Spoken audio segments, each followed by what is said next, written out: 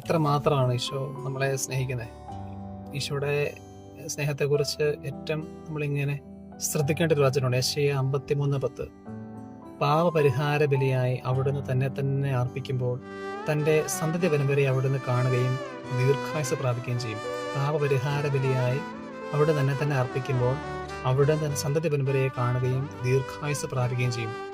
ഈശോ ഓരോ പീഡകൾ സഹിച്ചുകൊണ്ടിരുന്ന സമയത്ത്, പാപപരിഹാര ബലിയെ തന്നെ അർപ്പിച്ചുകൊണ്ടിരുന്ന സമയത്ത് ഈശോ നമ്മളെ കണ്ടിരുന്നു. നമ്മൾ ഓരോരുത്തരെയും കണ്ടിരുന്നു. നമ്മൾ ഓരോരുത്തരുടെ മുഖം കണ്ടിരുന്നു. നമ്മുടെ പേര് വിളിച്ചിരുന്നു.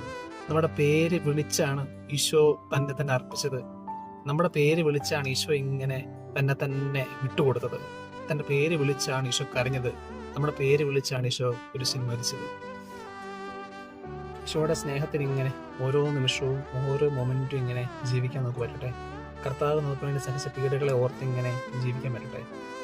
ഓരോരുത്തർക്കെതിരെ നമ്മൾ ഓരോ കാര്യങ്ങൾ ചെയ്യുമ്പം, ഓരോ പാപങ്ങൾ നമ്മൾ ചെയ്യുമ്പോൾ കർത്താവിനെതിരെയാണ്, ഈശോയ്ക്കെതിരെയാണ് ചെയ്യുന്നൊരു ബോധ്യം ഉള്ളിൽ ഇങ്ങനെ ഉറയ്ക്കട്ടെ. മത്തായി 25:45.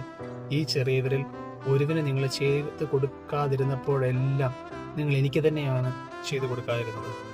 ഓരോ കാര്യങ്ങൾ നമ്മൾ ചെയ്യുമ്പോൾ ഈശോയ്ക്കെതിരെയാണ് നമ്മൾ ഓരോ കാര്യങ്ങൾ ചെയ്തുകൊണ്ടിരിക്കുന്നത്. ഈ ഒരു ബോധ്യം ഉള്ളിലുണ്ടാവട്ടെ.